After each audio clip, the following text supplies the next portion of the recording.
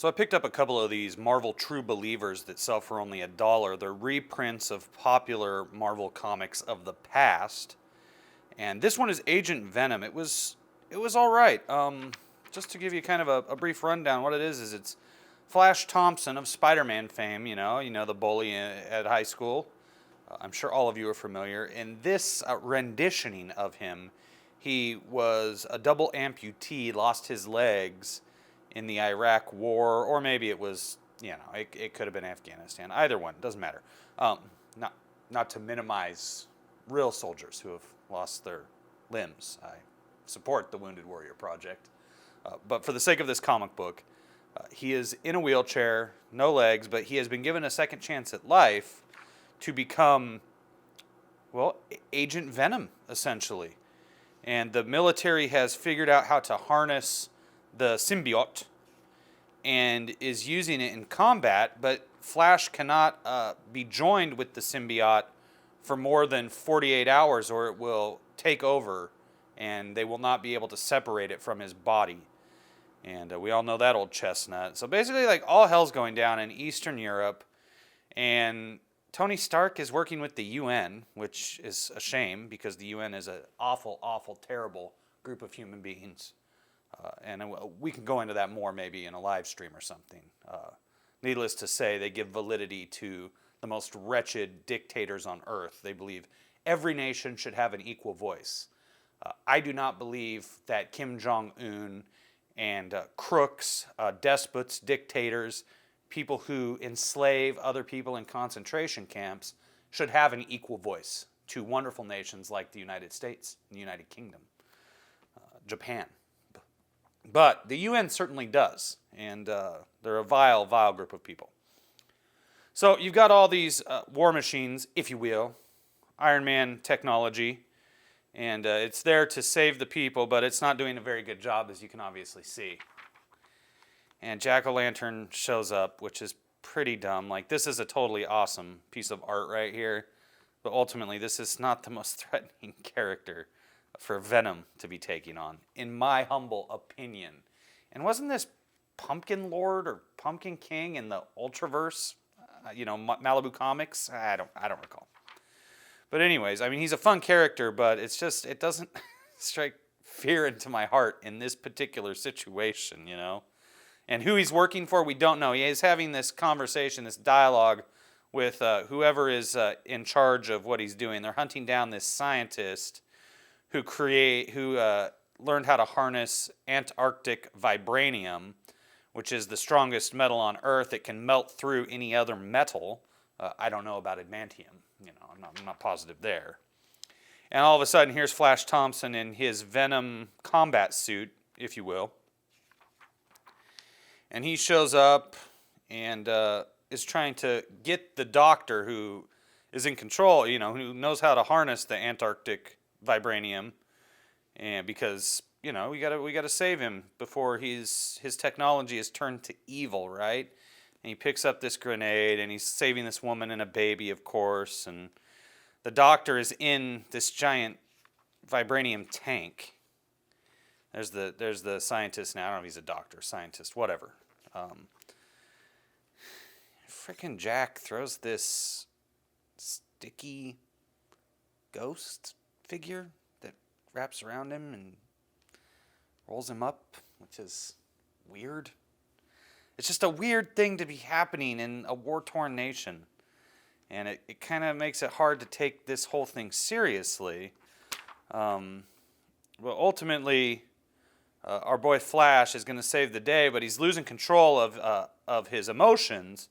And so you can see that the Venom symbiote is trying to take him over, trying to bond with him, merge with him. And they take the grenade and they stuff it in Jack's mouth and just blow the hell out of his pumpkin head. And his jaw's hanging off here, and he's reverted back to a man, I guess, but still with a flaming head. You can see there. Pretty graphic. I like that. The art in this is kind of different. It's unique. Not what I would call extremely comic booky, but it's neat.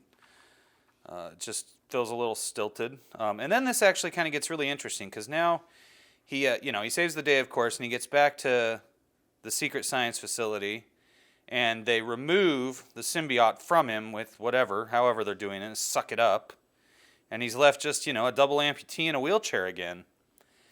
And the guy in charge is telling him, I had to kill the last man who was our Agent Venom because he lost control of his emotions. And I didn't have a choice because we can't let the symbiote bond with him because the symbiote is, inherently evil, right? It wants to kill. So Flash, you got to learn to control your emotions. I want you to take transcendental meditation, which I don't know what to say about that. That's fun. And Flash shows up at his girlfriend's house, and she's pissed because he's 6 hours late. And they were supposed to be going to the VA benefit, right? But he's 6 hours late, and she knows what this means. You're drinking again. How could you think that after everything? Seriously, Flash? How could I not? And she just slams the door in the poor, dejected Flash Thompson's face. And he wheels himself out onto the streets, and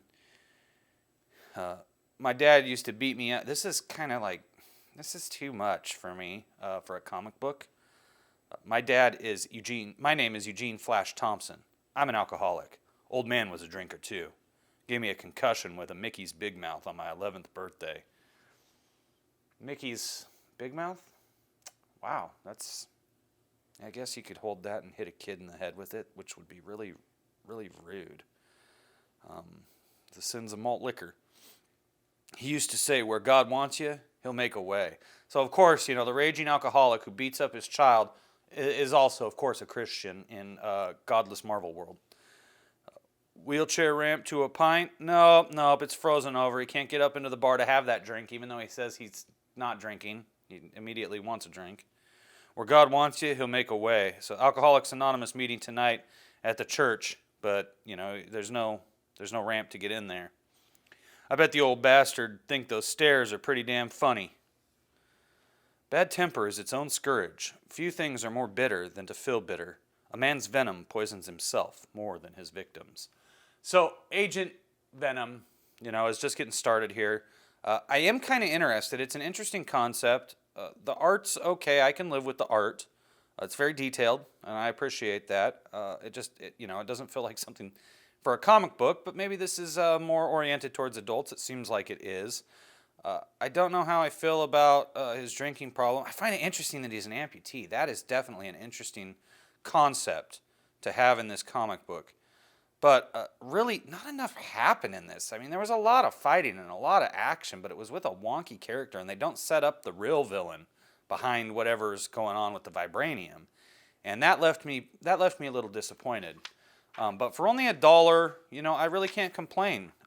Like I said, this is a reprint of a popular Marvel comic book from, I think maybe 2016. And it was worth $1. It was worth $1. If they had the next issue for $1, I would definitely pick that up too. But I don't. This did not compel me to go out and buy the trade paperback of Agent Venom, which they gladly advertise right here. And I can get the complete collection, Volume 1. But I'm not going to because, Jack-o'-lantern is the villain in War-Torn wherever. This looks cool, but he belongs in a Halloween story with, I don't know, some other characters, a teenage Spider-Man or something. Not War-Torn Eastern Europe. Throwing candy, which is cool. That's cool that this is his character can just throw this candy and it melts through this frickin' Iron Man face and the human face beneath it. And it's fun. This is all fun, but it's just, I don't know. It's too wonky. It's too wonky to be in this book. So that's just a brief rundown of Agent Venom. If you liked Agent Venom, tell me in the comments below what you liked about it, how it gets better. Tell me who the villain is. I know it's not Jack-o'-lantern, obviously. That was a weird villain to use to set it all up. But maybe there's a good villain later on that really makes this story blossom and bloom the way I wanted it to. Let me know in the comments below. Please give a thumbs up. Please hit that ding-dong for notifications. Don't be afraid to subscribe. Don't be afraid to share the reviews I do that you actually like. And I will talk to you tomorrow with another Marvel True Believers featuring Venom here on Crypto Comics.